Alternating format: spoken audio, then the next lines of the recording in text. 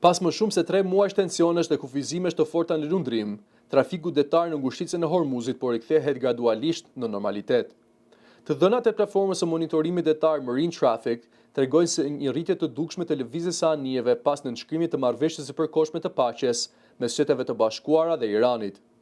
Krahasimi i pamjeve të regjistruar në muajin maj dhe atyre të qershorit tregojnë qartë ndryshimin e situatës, me më shumë anije që lundrojnë në një nga korridoret më të rëndësishme për tregtinë globale të energjisë.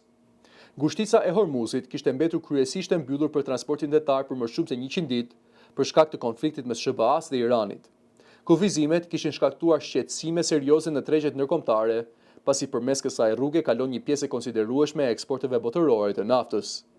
Situata ndryshoi pas nënshkrimit të marrëveshjes me 14 pika nga presidenti amerikan Donald Trump dhe presidenti iranian Masoud Pezeshkian. Dokumenti parashikon rifillimin e plotë të trafikut detar në ngushticë dhe heqjen e bllokadës amerikane ndaj porteve iraniane. Sipas autoriteteve iraniane, marrëveshja ka hyrë menjëherë në fuqi. Vetëm disa orë pas nënshkrimit, 3 supertanker me flamur saudit, që transportonin rreth 6 milion fuqin naftë bruto, kaluan përmes ngushticës.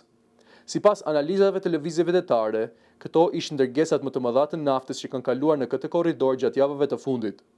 Zhvillimi është parë si një sinjal pozitiv për tregjet globale dhe për vendet që varen nga furnizimet energjetike të lindjes së mesme.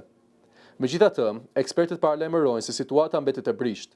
Stabiliteti afatgjat do të varet nga respektimi i marrëveshjes nga të dyja palët dhe nga shmangja e incidenteve të reja në rajon.